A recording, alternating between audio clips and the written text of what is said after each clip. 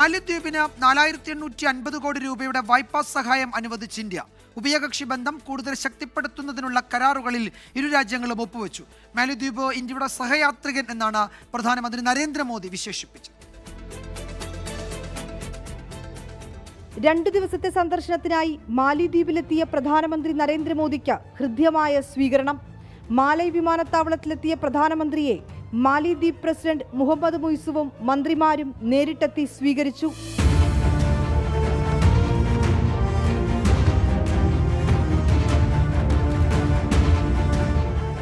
Tourism, വിദ്യാഭ്യാസം തുടങ്ങി വിവിധ മേഖലകളിൽ ഇരു രാജ്യങ്ങളും ഒന്നിച്ച് പ്രവർത്തിക്കും. 4 കരാറുകളിലും 3 ഉടമ്പടികളിലും ഒപ്പുവെച്ചു. മാലിദ്വീപ് സൈന്യത്തിന് 72 വാഹനങ്ങൾ ഇന്ത്യ നൽകും. മാലിദ്വീപുമായി ഇന്ത്യക്കുള്ള ബന്ധം ചരിത്രത്തെക്കാൾ പഴക്കമുള്ളതും കടൽ പോലെ ആഴമുള്ളതുമെന്ന് പ്രധാനമന്ത്രി. ഇന്ത്യക്ക് നന്ദി പറഞ്ഞ മാലിദ്വീപ് പ്രസിഡന്റ് മുഹമ്മദ് മുയ്സു. ഇന്ത്യ മാലിദ്വീപ് നയതന്ത്ര ബന്ധത്തിന്റെ 60ാം വാർഷികത്തോടനുബന്ധിച്ച് പ്രത്യേക സ്റ്റാമ്പുകൾ പുറത്തിറക്കി. നാളെ നടക്കുന്ന മാലിദ്വീപിന്റെ 60ാം സ്വാതന്ത്ര്യദിനാഘോഷ പരിപാടികളിൽ പ്രധാനമന്ത്രി നരേന്ദ്രമോദി മുഖ്യാതിഥിയായി പങ്കെടുക്കും. 24 ഡൽഹി.